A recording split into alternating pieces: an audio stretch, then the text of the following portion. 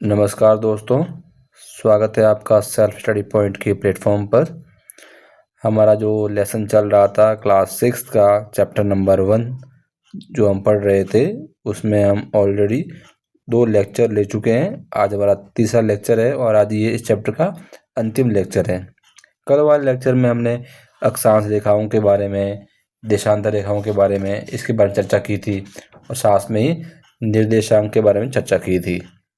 तो कहीं ना कहीं अब इससे आगे का जो पार्ट है आज हम अध्ययन करेंगे और आज का जो पार्ट है ये भी बहुत इम्पोर्टेंट है।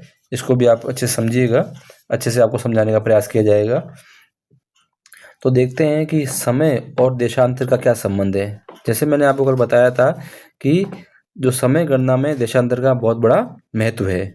आप कोई भी समय गणना करते हो किसी स्थान की, तो उसका कहीं ना कहीं देशांतर से प्रत्यक्ष संबंध रहता है। तो इसी के संदर्भ में हम पढ़ेंगे कि समय और देशांतर का क्या संबंध रहता है, लॉन्गिट्यूड्स एंड टाइम के अंदर क्या रिलेशन है। आपने ये देखा होगा कि जो हमारी पृथ्वी है वो अपनी एक्सिस या धुरी पर घूमती है। जब पृथ्वी अपनी धुरी पर एक्सिस पे घूमती है तो उसके कारण कहीं ना कहीं आप देखते हो जो हमारा दिन और रात होता है। आप देखते हो कि पृथ्वी जो है आप 24 घंटे में एक पूरा चक्कर निकाल लेती है अपने एक्सिस पर, अपने अक्ष पर 24 घंटे में वो एक चक्कर पूरा निकाल लेती है। तो वो जो एक तो इसमें आपको इम्पोर्टेंट ध्यान रखना है कि जब पृथ्वी का जो घूर्णन की दिशा है वो कौन सी दिशा होती है, ये भी कॉम्पिटिटिव एग्जाम में भी और आपके जो स्कूल के स्टूडेंट्स हैं उसको विशेष रूप से ध्यान रखना है। तो जो पृथ्वी अपनी धुरी पर घूमती है उसकी जो घूमने की दिशा है वो पश्चिम से पूर्व है। ये आपको विशेष रूप से ध्यान रखनी है, मोस्ट इम्पॉर्टेंट है कि बहुत बार एग्जाम पूछा जाता है कि पृथ्वी अपनी धुरी पर किस दिशा में घूमती है। तो पृथ्वी अपनी धुरी पर पश्चिम से पूर्व की ओर, वेस्टर्न टू ईस्टर्न घूमती है। इसीलिए आप देखते हो कि कहीं ना कहीं हमारे जो आपका सूर्योदय और सूर्यास्त होता है उसमें भी आप देखते हो कि जो पृथ्वी जो घूमती है पश्चिम से पूर्व, उसके विपरीत दिशा में आपका दिन जो है उदय होता है और दिन जो अस्त है वो भी उदय उसका विपरीत होता है। क्योंकि जब यदि पृथ्वी पश्चिम से पूर्व घूमेगी तो पहले जो पार्ट आपके सामने आएगा सूर्य के सामने, वो भाग कहीं ना कहीं पूर्व आएगा। इसीलिए आप देखते हो कि जो हमारे सूर्योदय का समय है या सूर्योदय की जो दिशा होती है वो पूर्व दिशा होती है। क्योंकि कोई चीज़ घूमती है तो घूमते समय पश्चिम से स्टार्ट होती है और पूर्व की जाती है, तो कहीं ना कहीं जो पूर्वी भाग है वो कहीं ना कहीं सूर्य के सामने पहले आएगा। तो इसीलिए आप देखते हो कि हमारा जो सूर्य है वो सूर्य उदय हमेशा पूर्व दिशा में होता है और अस्त जो होता है पश्चिम दिशा में होता है। तो ये कंसेप्ट जो है कहीं ना कहीं सूर्योदय का पश्चिम और पूर्व, पश्चिम से पूर्व दिशा में जो पृथ्वी घूर्णन करती है उसके कारण कहीं ना कहीं इसका जो है रिलेशन इसके बीच में पाया जाता है। तो ये आपको विशेष रूप से, आप तो मुख्य तौर से आपको ये दिशा ध्यान रखनी है कि किस दिशा के अंदर पृथ्वी है जो घूर्णन करती है। और हम देखते हैं कि 24 घंटे के अंदर पृथ्वी जो है 360 डिग्री घूमती है। तो मतलब एक चक्कर कितने घंटे में निकालती है पृथ्वी? 24 घंटे में एक चक्कर पूरा निकाल लेती है। यदि इसकी गणना की जाए, आप इसकी गणना करेंगे तो कहीं ना कहीं आप देखोगे कि 360 है, उसको अब 24 से भाग देंगे। 360 को यदि हम 24 से भाग देंगे तो कहीं ना कहीं आपका जो है एक घंटे के अंदर आप 15 डिग्री का जो है 15 डिग्री देशांतर का समय है वो है कहीं ना कहीं पार करेंगे। एक घंटे में कितना करेंगे? 15 डिग्री। तो 24 घंटे में कितना कर देंगे? 360 कर देंगे। ये भी इम्पोर्टेंट है, पूछता है एग्जाम के अंदर कि 15 डिग्री देशांतर या एक घंटे के अंदर जो है पृथ्वी के द्वारा जो है घूर्णन के द्वारा जो कितना देशांतर तय किया जाता है। तो एक घंटे के अंदर 15 देशांतर डिग्री की जो है दूरी जो है तय की जाती है। ये बहुत इंपॉर्टेंट है। देखिए आप दे रखा है, आगे लिख भी रखा है ना, 24 घंटे के अंदर पृथ्वी 360 डिग्री घूमती है।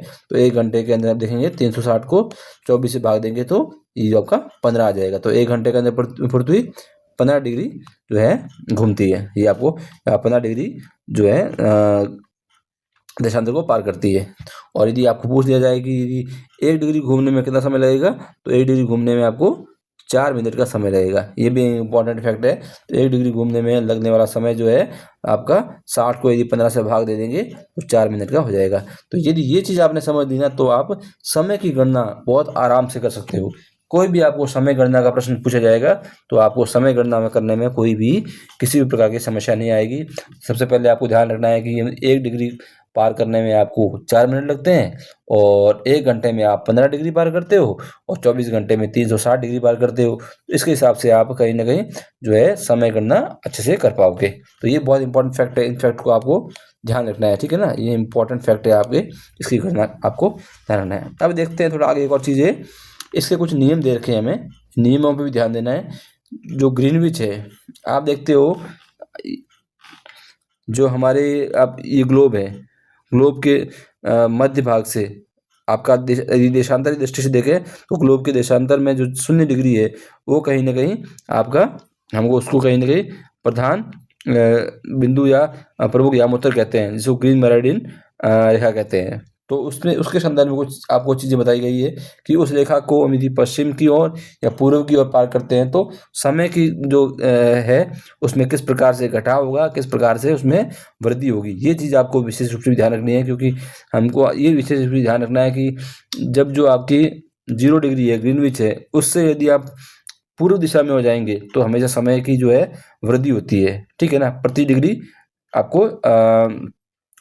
में आपको 4 मिनट का जो समय वृद्धि करनी होती है। तो मान के चलिए, आपको आगे मैं आपके हेल्प से बताएंगे। सपोज मान के चलिए ये आपका देशांतर है, ये आपकी अक्षांश है, तो ये आपका सेंटर वाला मान के चलिए आपका जो है 0 डिग्री देशांतर है, जिसको हम ग्रीनविच भी कहते हैं, ठीक है ना। तो इस देशांतर 0 डिग्री देशांतर से आप यदि पूर्व दिशा में जाएंगे तो प्रति 4 मिनट में कितना समय बढ़ेगा, प्रति 4 मिनट जो है 1 डिग्री या 1 डिग्री जो पार करेंगे तो आपको 4 मिनट का समय वृद्धि हो जाएगी, ठीक है ना। तो ये आपको विशेष जानना है। और इसी तरह यदि 0 डिग्री से आप पश्चिम की तरफ जाएंगे तो आपको जो है 4 मिनट में जो है 1 डिग्री जो है समय की गणना कम करनी, माइनस करनी है। तो कुल मिला के कहने का मतलब है कि 0 डिग्री से आप यदि पूर्व साइड में जाएंगे तो समय में वृद्धि होगी, और 0 डिग्री के पश्चिम में जाएंगे तो समय में कमी होगी। ये आपको विशेष रूप से चीज़ को ध्यान रखना है। और 1 डिग्री को पार करने में आपको 4 मिनट का समय लगता है। ये चीज़ें हमने ऊपर आपको समझाई थी। तो ये चीज़ें थोड़ी कंसेप्ट वाली है, आपको अच्छे से याद करनी है। तो देखते हैं, ग्रीनविच से पूर्व जाने पर जो है समय आगे बढ़ता है, मतलब कहीं ना कहीं प्रति डिग्री है जो आपको 4 मिनट का समय जोड़ने को मिलता है। और उसी प्रकार से यदि ग्रीनविच से हम पश्चिम में हो जाएंगे तो जो समय है पीछे होगा या घटेगा, जो प्रति जो है डिग्री जो 4 मिनट के समय है वो कम होगा।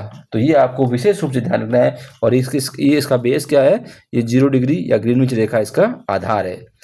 ऊपर आपको एक चित्र दे रखा है, देखिए ये आपकी भूमध्य रेखा है, ये आपकी क्या है, भूमध्य रेखा है, और ये आपकी जो है ये ग्रीनविच रेखा है। अब इसकी हेल्प से आपको समझाना है। देखिए मान के चलिए आप यहाँ पर खड़े हैं, 0 डिग्री पे खड़े हैं, ठीक है ना। आप 0 डिग्री पे खड़े हैं और आपको बोल दिया जाए कि आपको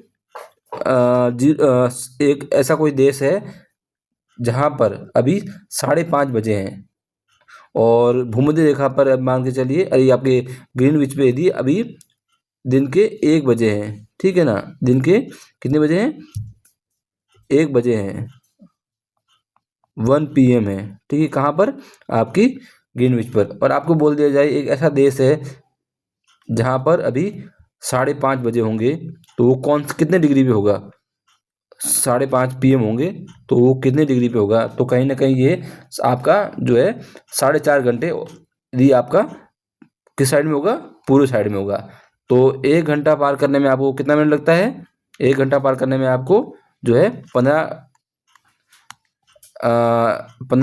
1 घंटा पार करने में आपको 1 घंटे में आप 15 डिग्री पार करते हो। तो 4 घंटे में कितने पार करोगे आप, 4 घंटे में आप 60 डिग्री पार कर लोगे, 4 घंटे में 60 डिग्री पार कर लोगे।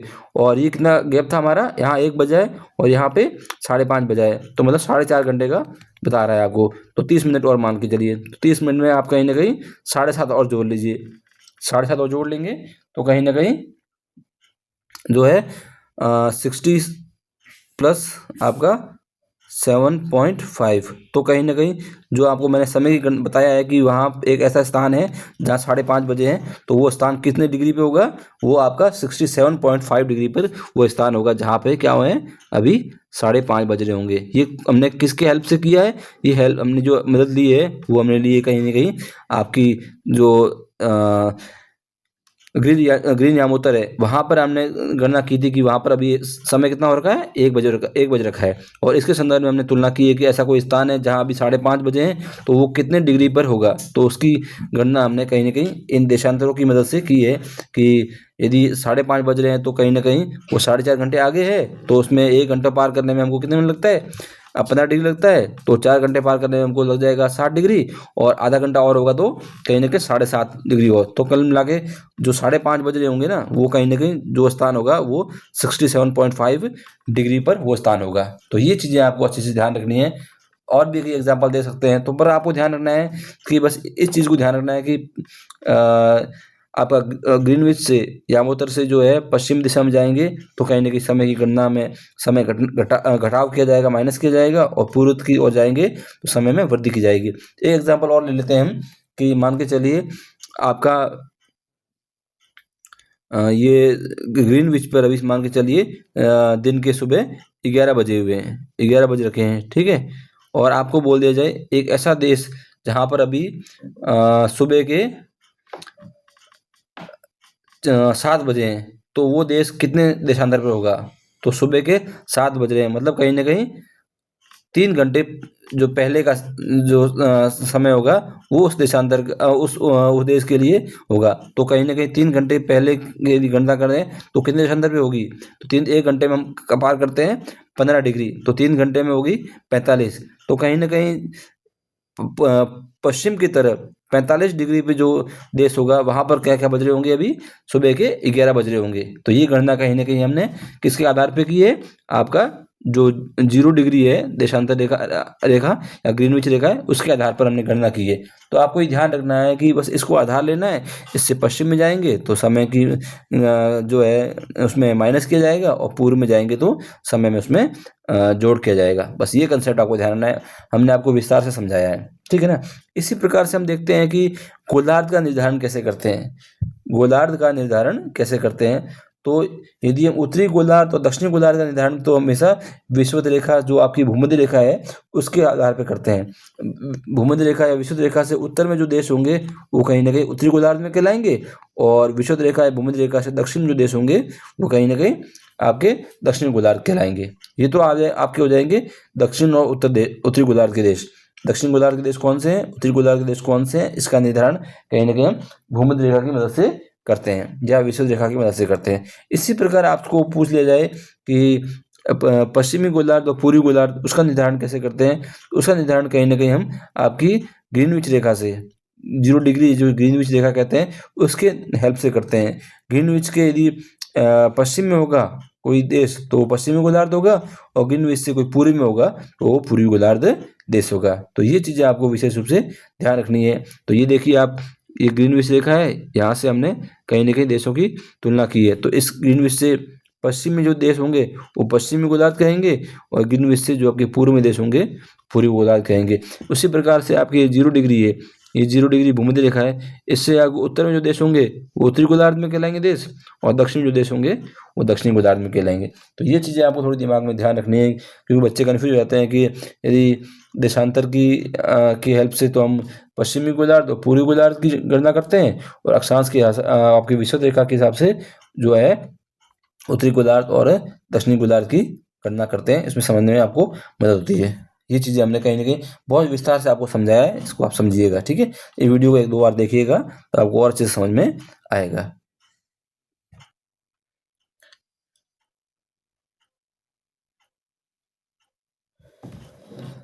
देखते हैं समय क्षेत्र, टाइम जोन। चूंकि पृथ्वी पर अलग अलग देशांतरों पर सूर्योदय अलग अलग समय में होता है, इसलिए हर देश का अपना एक मानक समय होता है। ये इम्पोर्टेंट है, क्योंकि जो देश है जिसका समय सूर्योदय जिस समय होगा उस देश का अपना अलग क्या होगा? मानक समय होगा। ये इंपॉर्टेंट है, ठीक है ना। मानक समय पूछते हैं क्या है, बहुत इंपॉर्टेंट है। पृथ्वी पर अलग अलग देशांतरों पर सूर्योदय का जो समय है वो अलग है, पर इसलिए इस हर देश का अपना मानक समय होता है। जैसे भारत का मानक समय है वो 82.5 डिग्री पूरी देशांतर है। इसको मानक समय मानकर हमने अपने देश की गणना की है, समय की गणना की है। तो ये आपको विशेष रूप से ध्यान रखना है। ये एग्जाम पूछते भी है, मानक समय क्या होता है और स्थानीय समय क्या होता है। तो अगला कंसेप्ट देखते हैं स्थानीय समय का। ये भी इंपॉर्टेंट कंसेप्ट है, इसको हम लोकल टाइम कहते हैं। सूर्य की स्थिति या परछाई के अनुसार तय होता है कि एक देश में अलग अलग देशांतर पर अलग अलग स्थानीय समय हो सकते हैं। मतलब कुल मिला के स्थानीय समय की गणना हम कैसे करते हैं, सूर्य की स्थिति के आधार पर, सूर्य की जो परछाई होती है उसकी स्थिति के आधार पर हम कहीं ना कहीं जो है स्थानीय समय की गणना करते हैं। तो ये आपको ध्यान रखना है, स्थानीय जो समय है, स्थानीय समय की गणना सूर्य की स्थिति के आधार पर, सूर्य की स्थिति के आधार पर करते हैं, ठीक है ना। स्थिति के आधार पर की जाती है,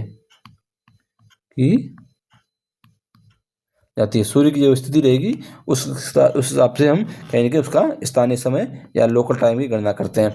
और मानक समय आपको स्टैंडर्ड टाइम है उसकी गणना क्या करते हैं, ये पूरे देश के लिए एक निर्धारित समय, ताकि ट्रेनों या उड़ाने की समय सारणी में गड़बड़ी नहीं हो। जो आपका मानक समय होता है, स्टैंडर्ड टाइम होता है, उसको तो पूरा देश में एक ही माना जाता है। जैसे भारत का जो मानक समय है वो 82.5 डिग्री रेखा को 82.5 डिग्री के आधार पर एक मानक समय हमने निर्धारित किया है।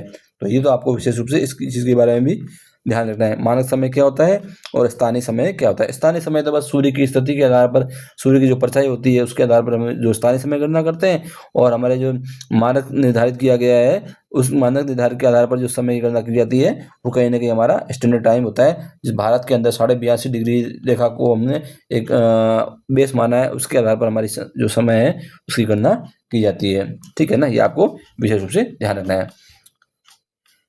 ये आपको देखो एक ऊपर एक मैप दे रखा है, इसकी हेल्प से भी आप देखते हो भारत के अंदर या विश्व के अंदर जो है टाइम जोन या टाइम में जो वृद्धि है या कमी होती है वो कैसे होती है। ये एग्जांपल दे रखा है, थोड़ा आपको समझाने का प्रयास करते हैं। ये देखिए आप, ये आपकी जो रेखा है ये कहीं ना कहीं 0 डिग्री है। कौन सी है, 0 डिग्री है। 0 डिग्री कौन सा है, ग्रीनविच रेखा है। 0 डिग्री ग्रीनविच रेखा है। इससे हम यदि आप देखोगे इधर इस साइड जा रहे हैं तो समय में क्या हो रहा है, जो है वृद्धि हो रही है। यहाँ 12 बजे थे, यहाँ दिन के 1 PM हो रहे हैं, यहाँ दिन के 2 PM हो रहे हैं। तो मतलब ये जो समय, यह स्थान होगा ये कहीं ना कहीं आपका कितने डिग्री पे होगा, 15 डिग्री पे होगा। ये स्थान होगा वो कहीं ना कहीं आपके 30 डिग्री पे होगा।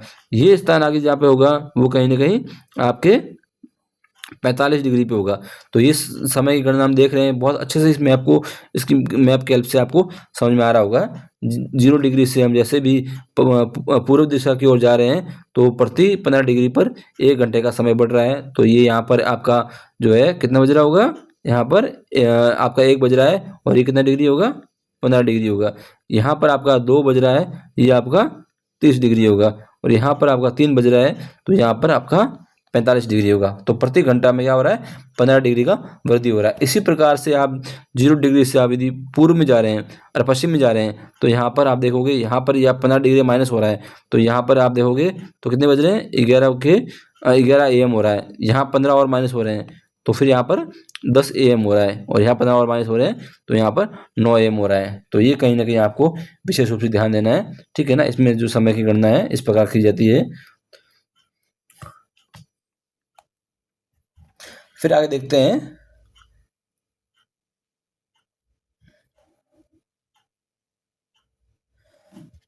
भारतीय मानक समय Indian standard time, Indian standard time के बारे में देखते हैं। भारत का देशांतरी विस्तार लमसम कितना है, 68 डिग्री से पूर्व देशांतर से 97 डिग्री पूर्व देशांतर है। तो लमसम कितना इसका अंतर है, 30 देशांतर का अंतर है। भारत के पश्चिम से पूर्व की ओर जाएंगे तो हम लमसम 30 देशांतर जो है हमको पार करके जाना पड़ेगा, ठीक है। 30 देशांतर पार करना पड़ेगा। तो फिर आप बताइए, आपको कमेंट करके बताना है कि तो इसमें कितना समय का अंतर होगा। यदि आपका भारत की पश्चिमी साइड में, यहाँ पे गुजरात में यदि 2 बज रहा होगा दिन का 2 PM हो रखे होंगे, तो बताइए उसी समय आपके यदि समय की गणना करें तो ऐसे तो हम भारत में पूरा समय एक ही है, पर यदि एक नॉर्मल टाइम में बताएं कि यदि 30 डिग्री का अंतर है, तो यदि नॉर्मल टाइम बताएं तो समोस मान के चलिए, तो उस समय आपका पूर्वी भाग में कितना बज रहा होगा नॉर्मल टाइम में। इसमें हम यदि भारत के संदर्भ में नहीं बोल रहे, एक सामान्य बात करें, तो यदि यहाँ पर क्या हो रहा है, 2 बज रहा है, तो 30 देशांतर का क्या इतना फर्क है पश्चिम से पूर्व में, तो कहीं ना कहीं जो आपका पूर्वी भाग है वो कहाँ पे कहीं ना कहीं जो है 4 बज रहे होंगे समय। ये सामान्य बात कर रहे हैं देशांतर की गणना के कारण। ऐसे भारत का क्या है, मानक समय जो है एक है, इसके अनुसार भारत का समय पूरे देश में समान रहता है, पर एक सामान्य बात कर रहे हैं कि इतने 30 देशांतर का फर्क है, तो इसमें समय में जो है कहीं ना कहीं पश्चिम से पूर्व में 2 घंटे का सामान्यतः अंतर रह सकता है। ये चीज आपको ध्यान रखना है। समय अंतर, गुजरात और असम, अरुणाचल प्रदेश के स्थानीय समय में लगभग 2 घंटे का अंतर है, ये आपको ध्यान रखना है। ये आपको स्थानीय समय में जो बोल रहा है बेसिकली क्या है, 2 घंटे का अंतर रहता है। ये स्थानीय समय में रहता है। मानक समय भारत का क्या है, स्टैंडर्ड टाइम पूरे भारत में सेम है। ये स्थानीय समय की बात करें, क्योंकि स्थानीय समय का जो निर्धारण होता है वो सूर्य की स्थिति के आधार पर होता है। सूर्य की स्थिति के आधार पर मानक समय ये आपका स्थानीय समय का निर्धारण किया जाता है। तो यदि स्थानीय समय की बात करें तो यदि गुजरात में 2 बज रहे होंगे, तो आपके अरुणाचल प्रदेश में वहाँ पर कितने होंगे, 4 बज रहे होंगे। ये स्थानीय समय की बात कर रहे हैं। अब देखते हैं भारत में मानक यामोत्तर, जो भारत की मानक यामोत्तर है उसके बाद देखते हैं। इस अंतर को दूर करने के लिए 82.5 डिग्री पूर्वी देशांतर जो है वो भारत का मानक यामोत्तर माना गया। ये बहुत इंपॉर्टेंट है कि भारत का मानक यामोत्तर कितनी रेखा पर है, 82.5 डिग्री पूर्वी को भारत का मानक जो है यामोत्तर माना गया है। इसका संबंध जो है ग्रीनविच से इस प्रकार है, यह ग्रीनविच से जो है 5.5 घंटे आगे है। ये बहुत इंपॉर्टेंट है, आपसे एग्जाम पूछेगा कि भारत का मानक समय जो है अंतर्राष्ट्रीय तिथि रेखा अंतर्राष्ट्रीय समय रेखा IST से ग्रीनविच टाइम मेरिडियन से कितने घंटे आगे है, 5.5 घंटे आगे है। तो आपको कमेंट करके बताना है।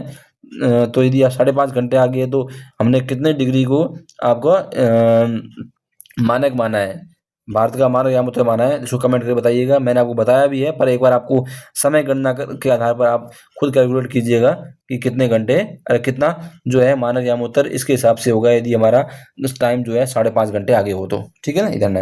अब बहुत सारे ऐसे देश हैं जिसका जो है देशांतरी विस्तार अधिक है, इसके कारण सभी देशों के अंदर ऐसे जो बड़े बड़े देश हैं उन्होंने अपना जो है किसी ऐसे देश भी हैं जिसके अंदर बहुत सारे टाइम जोन है, जैसे रूस है।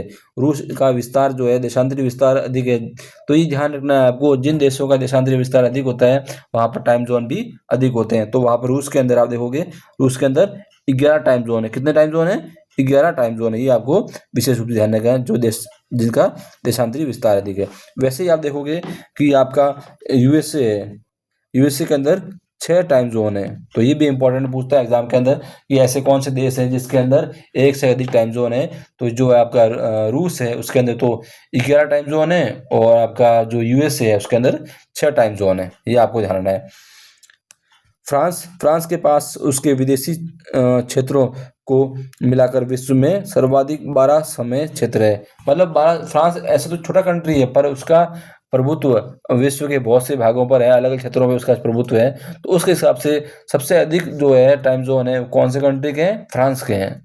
ये इंपॉर्टेंट क्वेश्चन है, ये पूछ सकता है एग्जाम के अंदर कि सबसे अधिक जो टाइम जोन कौन सी कंट्री के हैं, फ्रांस के जो है सबसे अधिक टाइम जोन है। क्योंकि फ्रांस कंट्री तो छोटा है पर उसका प्रभुत्व या उसका अधिकार बहुत से छोटे छोटे द्वीपों पे और अनेक स्थानों पर है, तो उसके हिसाब से कहीं ना कहीं इसने इसका जो टाइम जोन है वो 12 टाइम जोन मानता है अपना। ठीक है ना, ये आपको ध्यान रखना है। ये तो हो गया आपका अंतर्राष्ट्रीय टाइम जोन। अब देते हैं अंतर्राष्ट्रीय तिथि रेखा, international date line. International standard time पढ़ा था, अब इंटरनेशनल डेट लाइन पढ़ते हैं। जो अंतर्राष्ट्रीय तिथि रेखा है वो अंतर्राष्ट्रीय समय रेखा के बिल्कुल एकदम विपरीत दिशा में है, मतलब 180 डिग्री पे होगी। जहां हमने देखा कि अंतर्राष्ट्रीय समय रेखा है वो 0 डिग्री है, तो अंतर्राष्ट्रीय तिथि रेखा कितनी होगी, वो 180 डिग्री होगा, मतलब इसके एकदम विपरीत साइड में होगा। ठीक है ना, ये आपको ध्यान रखना है। तो देखते हैं आगे। यह रेखा प्रमुख यामोत्तर जो है ग्रीनविच रेखा कहते हैं, उसके ठीक विपरीत 180 देशांतर पर स्थित होती है। बहुत इंपॉर्टेंट है। अंतर्राष्ट्रीय तिथि रेखा जो कितने होती है, 180 डिग्री पर होती है, ठीक है ना। किसके विपरीत होती है, 0 डिग्री के एकदम विपरीत दिशा में होती है। इस रेखा को पार करने की की स्थिति में जो है तिथि में बदलाव हो जाता है। ये बहुत इंपॉर्टेंट फैक्ट है। इस रेखा को हम पार करते हैं ना, तो उसका क्या होगा, समय में जो है दिन की जो है एक या तो वृद्धि हो जाएगी या कमी हो जाएगी। वो डिपेंड करेगा आप तिथि रेखा को 180 रेखा को किस साइड पार करते हैं, उससे पश्चिम दिशा में जाते हैं या पूर्व दिशा में जाते हैं, उस पर डिपेंड करेगा। जैसे आपने देखा था कि 0 डिग्री से आप पश्चिम या पूर्व में जाते हैं तो समय में कमी या वृद्धि होती है, उसी प्रकार से आप 180 डिग्री देशांतर से पश्चिम या पूर्व में जाएंगे तो वहां पर जो है दिन की वृद्धि या कमी होगी। वहां पर क्या होगी, दिन में कमी या वृद्धि होगी। ये चीज आपको विशेष रूप से ध्यान रखना है, और ये आपको बिल्कुल स्पष्ट ध्यान रखना है कि ये उसका विपरीत है। किसका, अंतर्राष्ट्रीय समय रेखा का, अंतर्राष्ट्रीय तिथि रेखा का जो कंसेप्ट है वो बिल्कुल उसके विपरीत है। तो देखते हैं क्या है।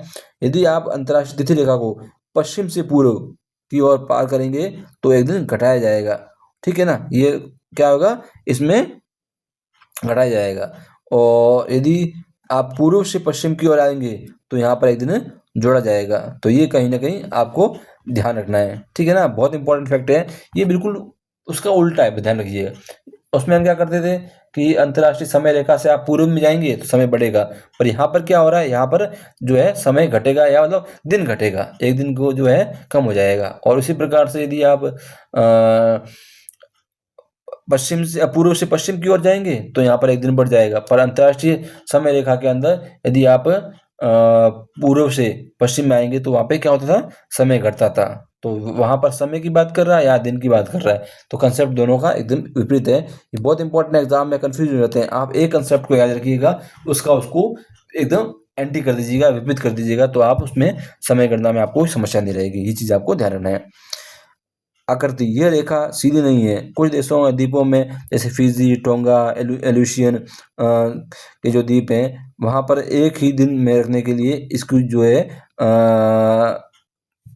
लेखा की जो है जिगजैग कर दिया गया है, ताकि कि भाई एक देश के अंदर क्या हो, अलग अलग समय ना हो। इसलिए कहीं ना कहीं जिन देशों के ऊपर से या जिन देशों के ऊपर जाती है तो वहां पर इनको जिगजैग कर दिया कि ताकि समय की गणना में कोई समस्या नहीं रही। तो ये एक इंपॉर्टेंट फैक्ट है, तो ये आपको ध्यान रखना है।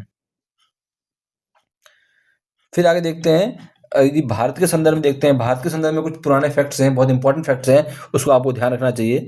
तो क्या बोल रहा है, ऐतिहासिक भारतीय खगोल विज्ञान। हम भारतीय खगोल विज्ञान के बारे में पढ़ते हैं, और भारत की खगोल विज्ञान के अंदर हमने कहा हमारा बहुत बड़ा योगदान रहा है। प्राचीन समय में खगोल के क्षेत्र में हमारा बहुत बड़ा योगदान रहा है, उसके संदर्भ में पढ़ते हैं। प्राचीन भारत में देशांतर और समय गणना अत्यंत विकसित थी। पहले के समय भी हम समय गणना में काफी निपुण थे। जो तारों की स्थिति, सूर्य की स्थिति, चंद्रमा की स्थिति आदि नक्षत्रों की स्थिति के आधार पर हम कहीं ना कहीं समय की गणना करते थे। तो उसमें उस समय भी जो आपका उज्जैनी, जो वर्तमान में जो उज्जैन है उसको पहले उज्जैनी कहते थे, उसका विशेष महत्व था। क्योंकि ये क्या बोल रहा है, यूरोप के ग्रीनविच से सदियों पूर्व भारत की अपनी एक केंद्रीय यामोत्तर रेखा सेंट्रल मेरिडियन थी, जिसे हमें मध्य रेखा कहा गया है। बहुत इंपॉर्टेंट फैक्ट है। भारत में प्राचीन समय में मध्य रेखा कहाँ से गुजरती थी, तो इसका जो उत्तर होगा आपका उज्जैन में, ठीक है ना। बहुत इंपॉर्टेंट है, भारत की मध्य रेखा जो है हम प्राचीन में किस स्थान से गुजरती थी, तो कौन सा हो जाएगा, उज्जैन। बहुत इंपॉर्टेंट फैक्ट है, एनसीईआरटी के अंदर ये फैक्ट जोड़ा गया है, तो आपको ध्यान रखना है। पूछेगा मध्य रेखा जो है कहाँ से गुजरती थी, उज्जैन से गुजरती थी। तो उज्जैन प्राचीन काल से ही खगोल विद्या का क्या रहा है, एक केंद्र रहा है, प्रतिष्ठित केंद्र रहा है। यहाँ पर बहुत सारे विद्वान थे जिन्होंने कहीं ना कहीं कार्य किया था। तो ब्राह्मीण जैसे खगोलविद जो है यहाँ पर उज्जैन में रहते थे और यहाँ पर उन्होंने काम किया। तो कहीं ना कहीं इसकी गणना के संदर्भ में ब्राह्मीण का भी एक बहुत बड़ा योगदान रहा है इसमें। अन्य इसमें देखते हैं कि ये जो आपकी मध्य रेखा थी, ये जो है कौन कौन से और जो केंद्र थे वहां से गुजरती थी।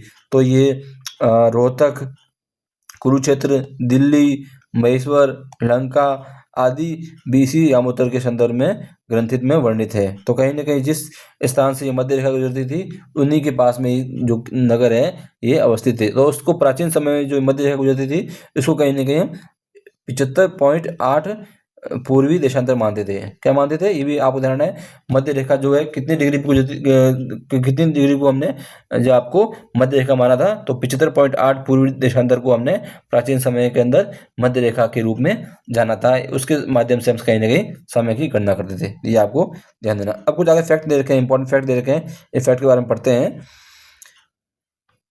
थोड़ा रिवीजन हो जाएगा और इंपॉर्टेंट फैक्ट भी है। ग्रिड क्या होता है? अक्षांश और देशांतरों का जो जाल होता है, ये अक्षांश हो गए, ये देशांतर हो गए और ये अक्षांश हो गए, इनका जो जाल होगा उसको हम कहेंगे, क्या कहेंगे? ग्रिड कहेंगे। क्या कहेंगे? ग्रिड। किसका? अक्षांश देशांतरों का जाल। और महान वृत्त क्या होगा? ग्रेट सर्किल क्या होगा? बहुत इंपॉर्टेंट है। दो स्थानों के बीच की सबसे कम दूरी, इसको हम महान वृत्त कहते हैं। जैसे देशांतर रेखा या भूमध्य रेखा पर होती है। हवाई जहाज प्राय इन्हीं मार्गों का अनुसरण करता है। ये बहुत इंपॉर्टेंट है। ग्रेट सर्किल का ही जो है, जो हमारा हवाई जहाज है या हवाई जो यात्रा है, वो कहीं ना कहीं इन ग्रेट सर्किल को ध्यान में रखकर ही की जाती है, ताकि दूरी है जो गणना है, दूरी की जो तय है वो अधिक कम समय में कम क्षेत्र को पार करते हुए अपने गंतव्य स्थान में पहुंच जाए। कुल मिला के किसी क्षेत्र को दो स्थान है, उसमें यदि आप इस ग्रेट सर्किल की हेल्प से उस वृत्त का उपयोग करके जाओगे, तो आपको क्या है, समय जो है और दूरी है, वो दोनों आपको कम तय करनी पड़ेगी। ठीक है ना? किसका उपयोग लेना है आपको? ग्रेट सर्किल का। और जितने भी हमें वायु मार्ग है, ये कहीं ना कहीं ग्रेट सर्किल का उपयोग करते हैं, महान वृत्त का उपयोग करते हैं। भारत की स्थिति, भारत जो है उत्तरी गोलार्ध और पूर्वी गोलार्ध में स्थित है। भारत की स्थिति क्या है? यदि उत्तरी और दक्षिणी गोलार्ध की स्थिति में देखें तो उत्तरी गोलार्ध में, और पूर्व और पश्चिम की संदर्भ में देखें तो पूर्वी गोलार्ध में। तो कहीं ना कहीं भारत की स्थिति उत्तर पूर्वी गोलार्ध में है। ये आपको ध्यान रखना है, ये इंपॉर्टेंट फैक्ट है आपका। कुछ और फैक्ट भी दे रखे हैं, थोड़ा पढ़ लेते हैं इसमें, ये भी इंपॉर्टेंट है। तो अक्षांश विस्तार हमने पढ़ा था, 8 डिग्री 4 मिनट से 37 डिग्री उत्तरी अक्षांश है। देशांतर की दृष्टि से देखते हैं तो 68 डिग्री 7 मिनट से 97 डिग्री 25 डिग्री पूर्वी देशांतर जो है हमारा अक्षांशीय और देशांतरीय जो विस्तार है। ये बहुत इंपॉर्टेंट है, फैक्ट है, इसको आपको विशेष रूप से ध्यान रखना है। फिर है दिगंश। दिगंश मतलब उत्तर दिशा के सापेक्ष क्षैतिज कोण। वो जो नॉर्थ आपके डायरेक्शन है, उसके संदर्भ में कोई जो है कोण है, उसको कहीं ना कहीं हम क्षैतिज कोण है, उसको हम कहीं ना कहीं दिगंश कहते हैं। ठीक है ना? ये आपको ध्यान रखना है।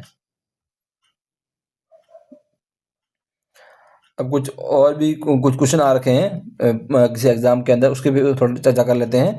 दो देशांतरों के बीच दूरी ध्रुव की ओर जाने पर क्या होती है? घटती है। ये आपको ध्यान देना है। दो देशांतरों के बीच की दूरी जो है, क्योंकि ध्रुव पर जाके क्या होंगे, देशांतर जाके मिल जाएंगे, तो इसलिए जैसे जैसे हम ध्रुवों की ओर जाएंगे, देशांतरों के बीच की दूरी है वो हमेशा घटती है। दूसरा प्रश्न क्या रखा है? यदि ग्रीनविच पर 12 बजे हैं तो भारत में कितने होंगे? तो ये आपको ध्यान रखना है, भारत 82.5 डिग्री आगे है, तो इसके हिसाब से आप गणना करेंगे तो भारत में कितने बजे होंगे? 5:30 बजे होंगे। ये आपको ध्यान रखना है। एक केवीएस में क्वेश्चन पूछा गया है, अंतर्राष्ट्रीय तिथि रेखा 180 पर सीधी क्यों नहीं है? ये बताया था ना आपको कि वहाँ पर अलग अलग द्वीप और देश हैं, इसके कारण इनकी तिथियां जो है अलग ना हो जाए, इसके कारण इसको कहीं ना कहीं ये टेढ़ी मेढ़ी या जिग जैग टाइप की है। फिर किस प्रकार भारतीय शहर के प्रमुख यामों तक गुजरती थी? तो किस प्राचीन शहर में प्रमुख यामों तक गुजरती थी? तो हमारा उज्जैन जो था, वहां पर प्राचीन समय में भारत की प्रमुख यामोत्तर रेखा थी, जिसको मध्य रेखा कहा गया है। 75.5 डिग्री क्या कहा था? मध्य रेखा। मध्य रेखा कितने डिग्री पे थी? 75.5 डिग्री। ठीक है ना? ये आपको ध्यान है। कुछ और शब्दावली दे रखी है, उसके भी थोड़ी चर्चा कर लेते हैं, फिर ये चैप्टर आपका कंप्लीट होने वाला है। ऑर्बिस टेरियम टाइप्स विश्व का मानचित्र है। फिर लोकल जो टाइम है वो सूर्य पर, ये आपको पढ़ाया था मैंने आपको, लोकल टाइम हमेशा स्थानीय समय किस पर आधारित होता है? सूर्य पर आधारित होता है। ये आपको ध्यान रखना है। स्टैंडर्ड टाइम जो है वो तो कहीं ना कहीं मानक समय होता है, वो देश द्वारा निर्धारित होता है, जैसे भारत का 82.5 डिग्री से है। फिर कोऑर्डिनेट क्या होता है? अक्षांश देशांतरों का जो कहीं ना कहीं जाल होता है, उसको कहीं उसकी मदद से कहीं ना कहीं देशांतर या निर्देशांक का निर्धारण करते हैं, किसके द्वारा? अक्षांश देशांतरों के जाल के द्वारा। और इक्वेटर, जिसको हम भूमध्य रेखा भी कहते हैं। और प्राइम मेरिडियन जो है, प्रमुख यामों तक कौन सी है? 0 डिग्री आपकी देशांतर है। ये देखिए नीचे आप मैप दे रखा है, इसमें भी आप थोड़ा ध्यान दीजिएगा। एक तो यहाँ पे क्या है, यहाँ आप देखिए, ये देखिए जो जहाँ पर ये आपकी देशांतर जो आपकी रेखाएं हैं वो जिग-जैग हो रही है, जो अंतर्राष्ट्रीय तिथि रेखा। एक तो आपकी ये देखिए अंतर्राष्ट्रीय, ये तो क्या आपकी अंतर्राष्ट्रीय समय रेखा, ये क्या है 0 डिग्री है। ये भी आप देखिए कहीं ना कहीं थोड़ी सी जिग-जैग टाइप की दिख रही है, ठीक है ना। इसमें अंतर्राष्ट्रीय समय रेखा तो स्ट्रेट है, अंतर्राष्ट्रीय तिथि रेखा जिग-जैग है, ये आप ध्यान रखिएगा। अंतर्राष्ट्रीय तिथि रेखा जो है ये जिग-जैग है, ये देखिए इधर ये जा रही है, फिर एक देश के अंदर सुई फॉल्ट हो रही है, फिर जा रही है, फिर जिग-जैग हो सीधी जा रही है, फिर जिग-जैग हो रही है। तो कहीं न कहीं अंतर्राष्ट्रीय तिथि रेखा है वो जिग-जैग होती है, जो कि 180 डिग्री पे है, ठीक है ना। और अंतर्राष्ट्रीय समय रेखा है जो कहीं न कहीं 0 डिग्री है, वो एकदम स्ट्रेट है, ये आपको ध्यान रखना है। तो जिग-जैग का कारण ये है कि यहाँ पर कहीं अलग अन्य टाइप के जो द्वीप समूह या देश हैं, उसके ऊपर से गुजर रही है, इसके कारण उन देशों का समय स्थिति में समय निर्धारण में कोई समस्या ना आए, क्योंकि यदि उस देश के अंदर से गुजरेगी तो हो सकता है वहाँ पर वार या कोई दिन की स्थिति में वो सही दिन की स्थिति निर्धारित नहीं कर पाएंगे। इस स्थिति के कारण कहीं ना कहीं जब उस देश के पास आती है तो वो तिथि रेखा है उसमें कहीं ना कहीं जिग-जैग टाइप की स्थिति उत्पन्न होती है। तो ये आपको थोड़ा ध्यान रखना है, ठीक है ना। तो ये हमने कहीं ना कहीं